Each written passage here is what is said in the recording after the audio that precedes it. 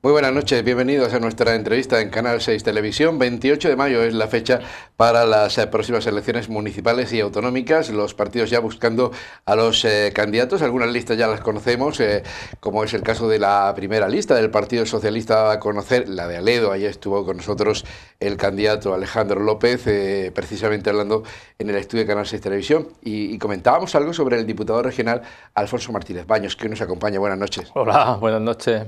¿Estuviste en esa presentación? Sí, estuve acompañando la primera lista que se presentó de todos los partidos en todo el ámbito de la comunidad autónoma. Y además de gente joven, le decía Alejandro, con un municipio, Aledo, que quiere salir adelante. De hecho, lo puso de manifiesto el candidato, de que se han dejado cosas importantes por hacer para que, en definitiva, la gente no se marche de la localidad. El patrimonio histórico descuidado, la seguridad vial, en fin, un montón de cosas, un montón de temas que puso sobre la mesa. Sí, Aledo tiene una potencialidad enorme. Yo lo he hablado varias veces con ellos, sobre todo desde el punto de vista turístico, ¿no? Por estar en la cercanía de Sierra Espuña, los valores culturales que tiene, la arquitectura, en fin, las rutas senderistas. Es decir, tiene muchas potencialidades para desarrollarse como municipio en el ámbito fundamentalmente turístico, que complementaría la actividad tradicional del municipio de Aledo, que es la agricultura. Esa mezcla de agricultura y turismo sería en el desarrollo, por ahí pasa el desarrollo de Aledo.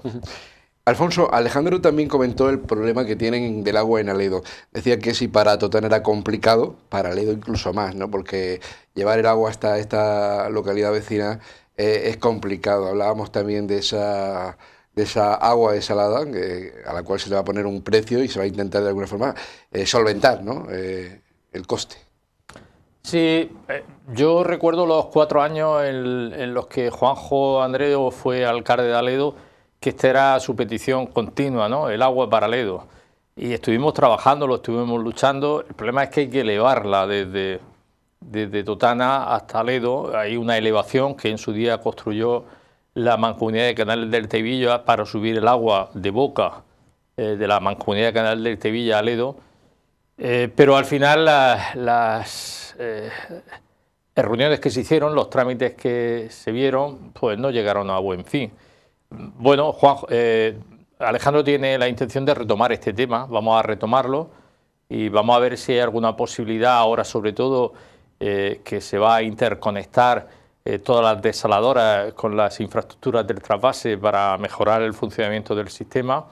Vamos a ver si hay alguna posibilidad de subir ese agua hasta Aledo, el agua desalada de la desaladora de Águilas, que efectivamente el Gobierno de España va a subvencionar, va a poner 400 millones de euros hasta el año 2026 para que el precio del agua desalada sea razonable. Estamos hablando de una tarifa media de en torno a los 34 céntimos por metro cúbico.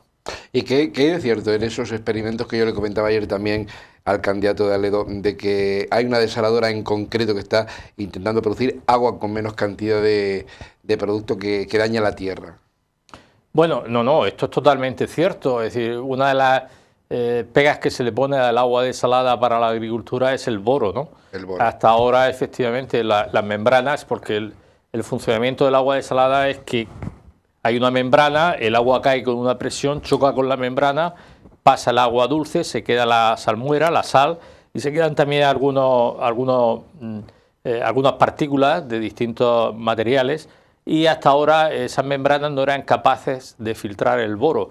Por tanto, el agua dulce venía con una cantidad de boro alta, y ese boro perjudica al alborado, no a las hortalizas, pero sí al alborado, sobre todo cuando se está regando con ese agua durante un tiempo, ¿no? Bueno, las nuevas membranas que se están instalando en las desaladoras ya filtran también el boro y por tanto eso ha dejado de ser un problema. ¿Y el fin del trasvase se prevé a corto, medio, largo plazo? Bueno, estos temas tenemos que ser serios y contar la verdad, ¿no? Porque hacemos tanta demagogia con el tema del agua que al final todo el mundo anda confundido, ¿no? Por ejemplo, esto del boro es un elemento también de confusión. Vamos a ver, vamos a hacer caso a lo que dicen los expertos y también a lo que ha sido el histórico, ¿no? Porque hace 40 años empezó a funcionar el trasvase en aquel momento en Entrepeña y Buendía, que es de donde viene el agua hacia Murcia. Entraban cada año en torno a los 1000 hectómetros cúbicos. La previsión es que el trasvase como máximo pudiera trasvasar 600 de esos 1000. Bueno, pues han pasado 40 años y ahora ya no entran 1000 hectómetros cúbicos, ahora está entrando una media de 600 hectómetros cúbicos. Es decir, ha bajado mucho la entrada de agua a Entrepeña y Buendía. ¿Qué dicen los expertos? Los expertos dicen que ese descenso del agua que entra entre Peña y Buendía por los efectos del cambio climático va a seguir bajando. Y hay un informe por dos profesores, uno de la Universidad de Murcia y otro de la UCAM, que dicen que dentro de 20 años estaremos por debajo de los 400 hectómetros cúbicos en Entrepeña y Buendía. ¿Qué significa estar por debajo de los 400 hectómetros cúbicos? Pues que ya no hay trasvase. Es decir, que lo que están diciendo los expertos es que es muy probable que dentro de 20 años no podamos disponer del agua del trasvase para los regadíos, ni siquiera para el abastecimiento en la cuenca del Segura. Por tanto, ¿qué es lo que tenemos que hacer? Pues lo que tenemos que hacer es buscar fuentes alternativas. Y ahora mismo tenemos una fuente alternativa en la región que es infinita, que es el mar. Por tanto, todo el empeño del Gobierno de España se ha puesto en la desalación. Y lo que se va a hacer es ampliar las desaladoras que tenemos actualmente, 3 concretamente, la de Águilar, la de Valdelentisco y la de Torrevieja, además se van a instalar en esas desaladoras energías fotovoltaicas para abaratar los costes energéticos y se va a hacer una interconexión de todas las desaladoras para que pueda haber un flujo de circulación de agua que sea mucho más eficiente el sistema. De esa manera, con esas ampliaciones de las desaladoras de la cuenca del Segura y con alguna medida complementaria que se va a tomar, podríamos llegar a obtener hasta 140 hectómetros cúbicos que compensarían con creces lo que deje de venir o lo que vaya dejando de venir del trasvase Tajo-Segura. Esta es la alternativa que tenemos sobre la mesa, en la que estamos trabajando desde el Gobierno de España con el Partido Socialista de la región de Murcia. Y esto va a suponer una inversión en infraestructuras hidráulicas como jamás se ha hecho en nuestra región. Estamos hablando del entorno de los 700 millones de euros hasta 2026 para acometer todas estas infraestructuras que te he explicado.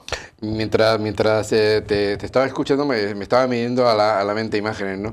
De cosas que han pasado en torno al tema del agua, que siempre se ha utilizado como un arma arrojadiza, ¿no?, en todas las campañas electorales, porque ahora, por ejemplo, suponiendo, ¿no?, que ese cierre del trasvase se lleve a cabo, se funcione con agua desalada, con las propuestas que hace el Gobierno socialista, otros partidos, como es el caso del Partido Popular o partidos como Vox, proponen que si se cierra el trasvase, recuperarlo. ¿Esto va a seguir siendo el tira y afloja?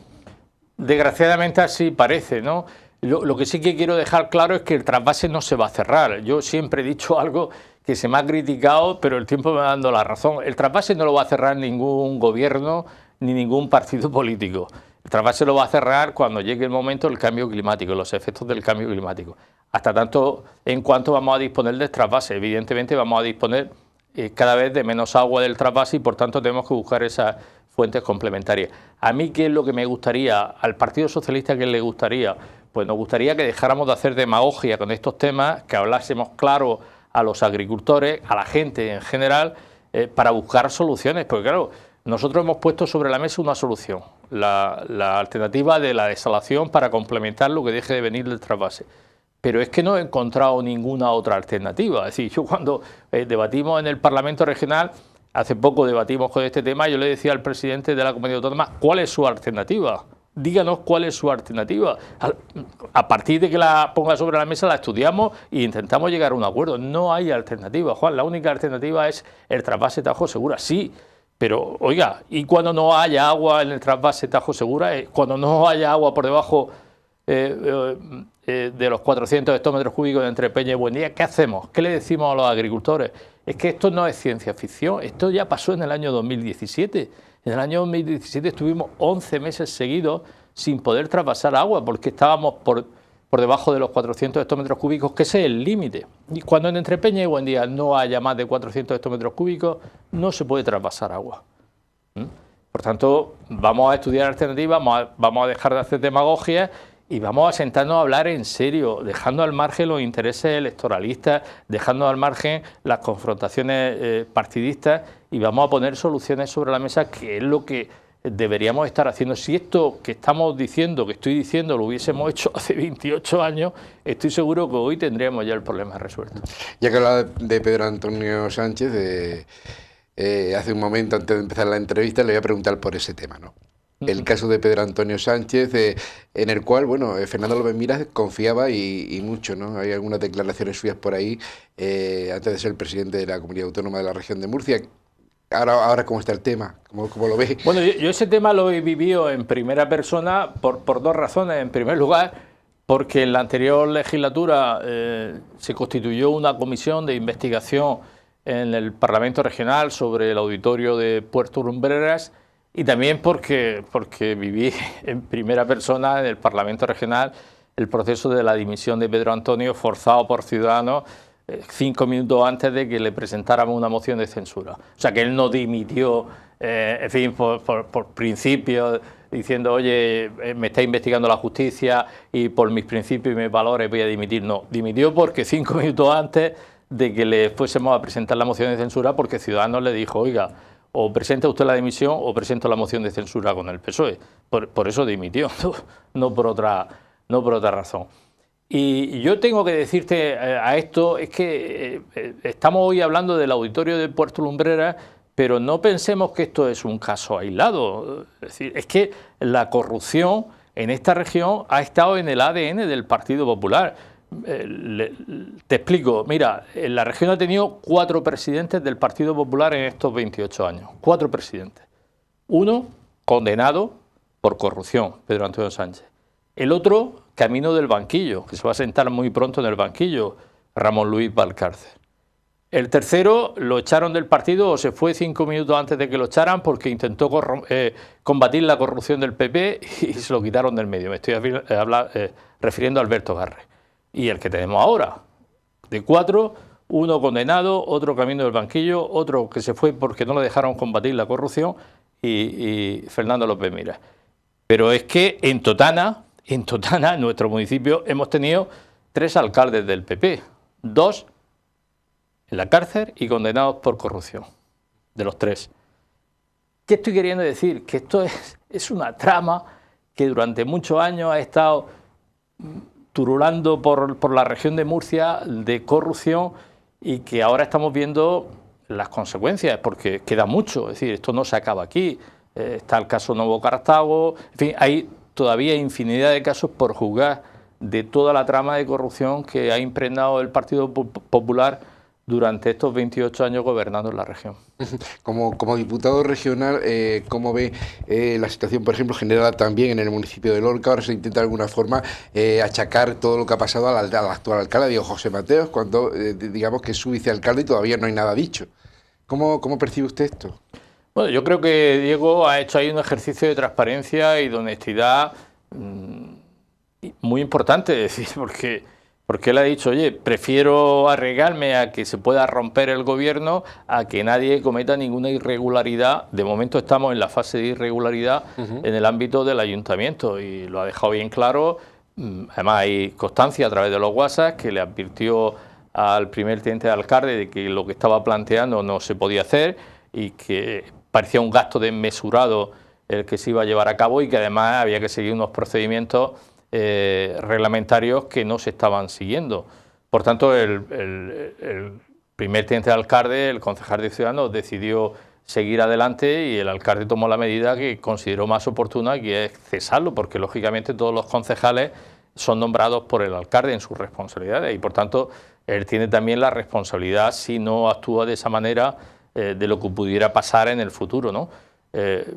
Mi conclusión es que el alcalde ha sido valiente en primer lugar, que ha puesto por encima los intereses del Ayuntamiento de Lorca y que lo ha actuado con la máxima transparencia y honradez. En Totana todavía arrastramos lo del famoso Plan General de Ordenación Urbana, que también, por cierto, usted vio en primera persona o lo conoce bien lo que ha pasado, ¿no? El Partido Socialista se opuso precisamente a la salida de ese plan. Bueno, pues fíjate si lo viví bien, que cuando yo dejé de ser alcalde, en el año 2003 dejamos un plan prácticamente terminado. prácticamente. De hecho, el plan no se aprobó porque la Confederación de Empresarios del Bajo Guadalentín, un par de meses antes de las elecciones, pidió una reunión de la Junta de Portavoces, hicimos la reunión de Junta de Portavoces y lo que nos trasladó, oye, va a entrar una nueva corporación dentro de unos meses, lo razonable sería que esa nueva corporación ya sea la que apruebe el plan general, y yo dije, por mí no hay ningún problema, igual que el resto de los portavoces.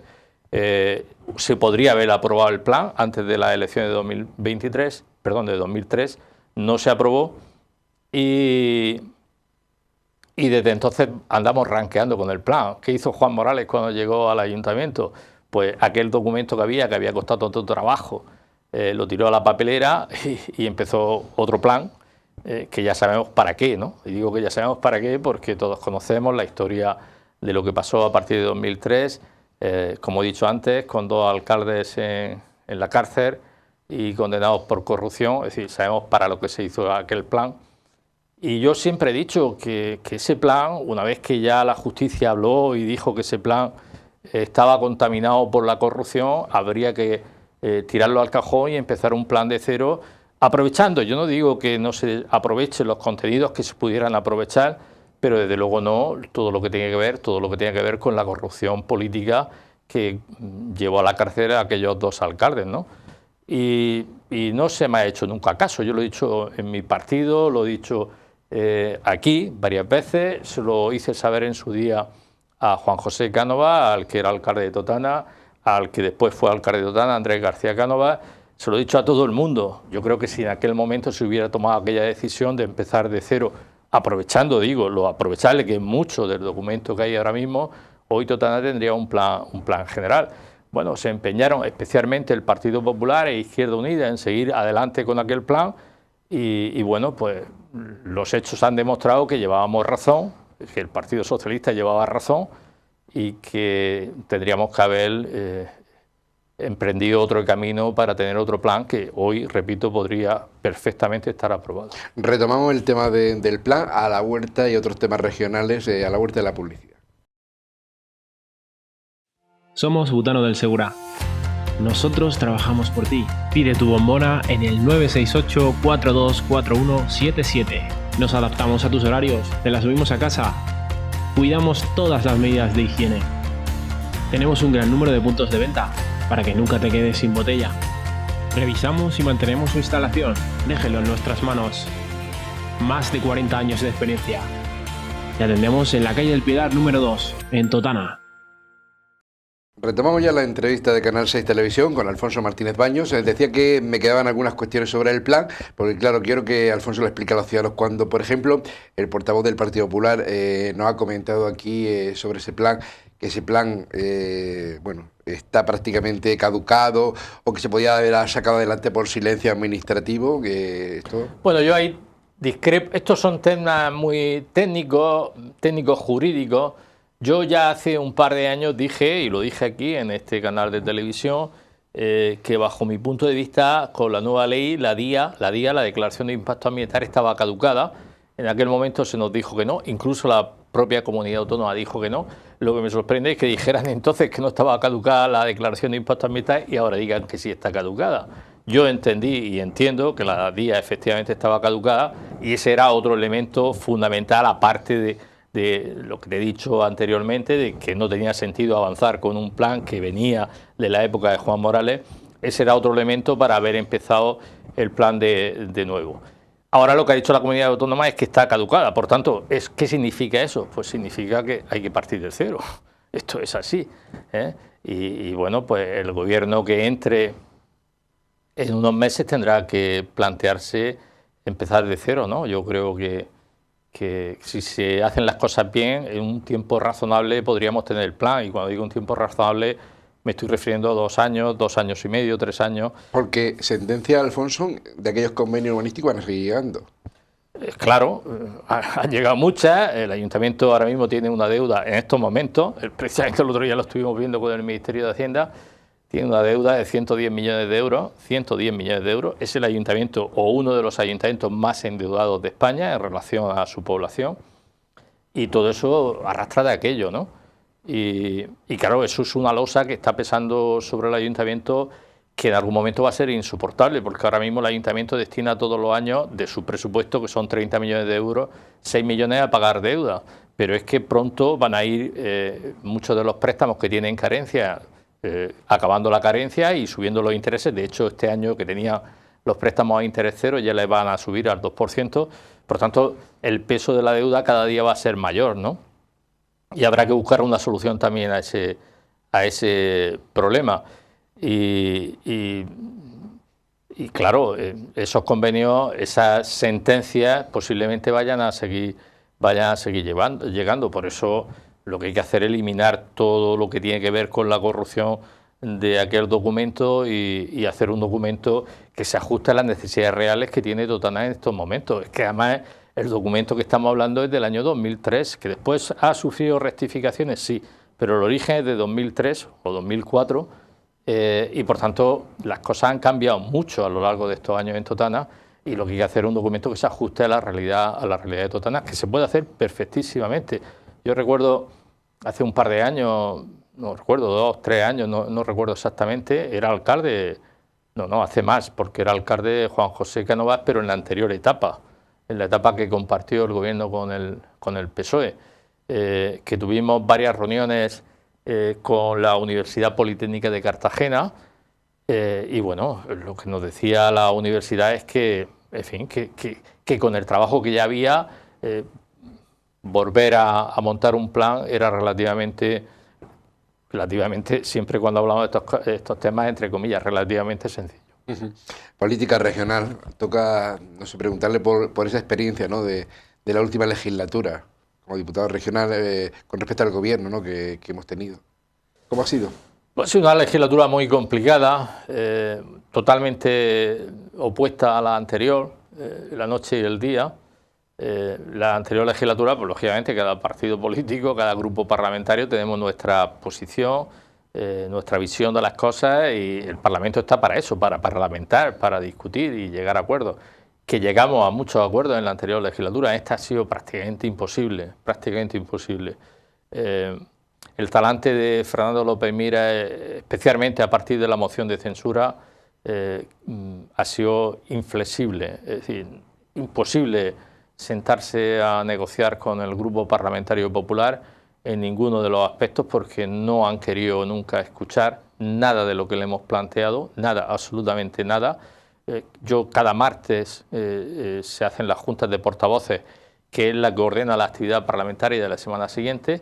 Ahí los portavoces planteamos alternativas para la actividad parlamentaria. Jamás se ha aprobado nada de lo que ha planteado el Grupo Parlamentario Socialista. Ellos con sus socios tránsfugas han impuesto esa mayoría artificial que crearon a partir de la moción de censura y el Parlamento Regional ha estado, como nosotros hemos denunciado muchísimas veces, secuestrado.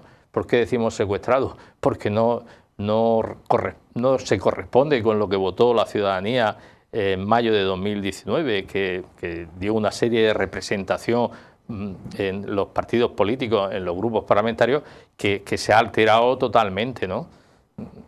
Y bueno, pues a partir de ese momento todo se ha ido complicando enormemente y lo que estamos deseando es que acabe esta legislatura. Esa es la verdad. Hay competencias, han sido transferidas, como es el tema de la educación, el tema de la sanidad, a las comunidades autónomas. En este sentido, Totana ha sido la más perjudicada, lo comentaba usted, lo comentaba también la candidata Isa Molinón, por el gobierno regional en este caso. El tema del área 3 de salud sigue sin resolverse los problemas que tenemos ahí. El tema de la educación, muchas deficiencias en los colegios e institutos del municipio de Totana. Pero en general, no es solo en Totana quizás es más significativo, pero es general en los 45 municipios. La crisis de 2012 provocó, con un gobierno del Partido Popular en España, una serie de recortes importantísimos en los servicios públicos, especialmente en tres: en la sanidad, en la educación y en las prestaciones sociales. Y dentro de las prestaciones sociales, especialmente en la dependencia. Esos recortes que se tendrían que haber revertido, porque la situación económica hoy, a pesar de haber pasado por la pandemia y por la crisis de la guerra de Ucrania, es mucho mejor que la que teníamos en 12, por tanto todos esos recortes se tendrían que haber revertido, no se han revertido. Hoy tenemos, por darte un ejemplo, en educación 200 aulas menos en la región de Murcia que teníamos, de educación pública me refiero, que teníamos en 2012, o tenemos 3.000 maestros y profesores menos que los que teníamos en 2012. Por tanto, ese déficit en inversión, en educación, en sanidad, en dependencia, pues lo hemos ido arrastrando y ahora estamos viendo las consecuencias. Te daré otro dato. En 2021, que es el último año en el que tenemos estadística, 1.413 personas se murieron esperando cobrar la dependencia, en lista para cobrar la dependencia. Cosas tan básicas como esta, ¿no? Es decir, ¿cómo podemos permitir que la gente se muera esperando a cobrar la dependencia, ¿no? Cuando todas las comunidades autónomas tienen esas listas de la dependencia prácticamente al día. Pues esto es lo que está pasando en esta región, y lo que lo está sufriendo, quien está sufriendo las consecuencias, pues es la gente más vulnerable. La última pregunta será la visión electoral, de cómo ve el tema. Pero antes me gustaría también hablar de política medioambiental, ¿no? De lo que se ha hecho desde el gobierno regional o lo que no se ha hecho desde el gobierno regional desde su punto de vista. De lo que más se ha hablado, y nos pilla lejos, pero bueno, es un tema del que más se ha hablado, es el tema de... a ver si el Mar Menor. Del Mar Menor.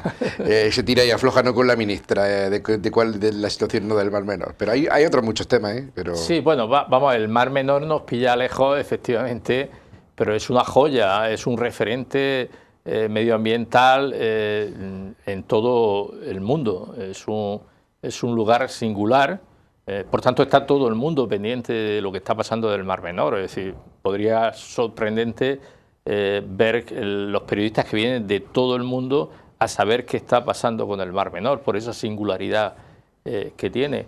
Vamos a ver, el Mar Menor tuvo un problema que efectivamente, como bien decía, el problema del medio ambiente en la región de Murcia es mucho más complejo que el Mar Menor, ¿no? Y es que había una ley que cuando llegó el Partido Popular al gobierno regional, una ley de protección del Mar Menor, se la cargó. ¿Qué pasa? Que a partir de ahí el Mar Menor no tenía regulación legal, por tanto ahí cada cual hizo lo que le dio la gana. En materia urbanística, en materia de agricultura, en materia de ganadería, en turismo, en general. ¿Qué pasa? Que toda esa confluencia, toda esa presión sobre un ecosistema tan singular, tan delicado, porque es un ecosistema muy delicado, pues le ha perjudicado enormemente, y ya llega un momento que el sistema ha colapsado, ¿no? El sistema colapsó en 2016 y estuvo a punto de morir. Estuvimos a punto de tener un mar muerto en el Mar Menor, en la región de Murcia, es decir, un mar sin vida, ¿no? Bueno, las administraciones han reaccionado.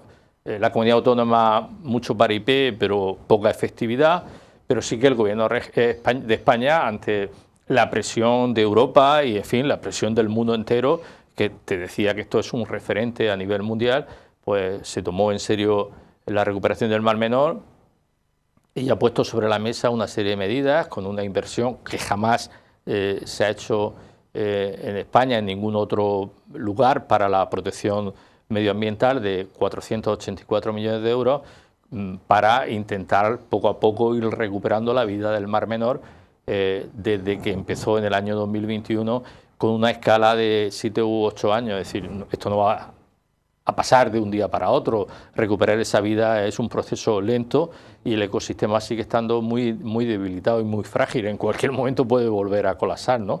Pero bueno, se está poniendo las pilas, especialmente el gobierno de España, y se están tomando medidas que ya están empezando a ser efectivas. Y todos confiamos en que dentro de unos años esa joya medioambiental pues vuelva a resplandecer como en su día lo hizo, y podamos disfrutarla todos, uno allí en el Mar Menor, disfrutando del Mar Menor, y otros, bueno, presumiendo de tener esa laguna en nuestra región. Un par de minutos, pero tiempo suficiente para que nos comente cómo ve la campaña electoral, cómo se presentan las elecciones. ¿Más en elecciones agresivas, subidas de tono? ¿Cómo las ve?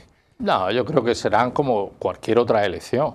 Sí, en estos momentos, pues todos los partidos políticos quieren ocupar su espacio, tener el mejor resultado posible, y por tanto van a confrontar. Lo ideal sería que confrontáramos desde el respeto. Yo creo que eso va a pasar. Es decir, cada uno, en fin, buscará su espacio, lo hará a su manera, pero el respeto nunca se puede o se debe perder, ¿no? Sí que es verdad que, bueno, la aparición en el panorama electoral del partido Vox puede radicalizar un poco más los enfrentamientos, pero bueno, nosotros, lo que respecta al Partido Socialista, no vamos a entrar en polémicas estériles ni en la confrontación, vamos a exponer lo que nosotros queremos hacer. Creemos que en esta región se necesita un cambio urgentemente después de 28 años de gobierno del Partido Popular, aunque solo sea por higiene democrática, Juan. Es que 28 años de gobierno, de un mismo gobierno, son muchos años y se pierde la higiene democrática. Entonces, aunque solo sea por higiene democrática, creemos necesario que haya un cambio de gobierno en nuestra región, y ese cambio tiene que venir de la mano de Pepe Vélez, que es una persona que tiene las ideas muy claras, que ha sido alcalde de Calasparra, y ahí están los resultados de los años que ha estado gobernando Calasparra. Por tanto tiene ese caché, esa referencia. Y en Totana, pues yo sinceramente creo que el Partido Socialista tiene una gran candidata. Es decir, yo a lo mejor por mi parte es un poco pretencioso decirlo, pero yo creo que es la candidata más potente que ha tenido el Partido Socialista en toda su historia democrática aquí en Totana.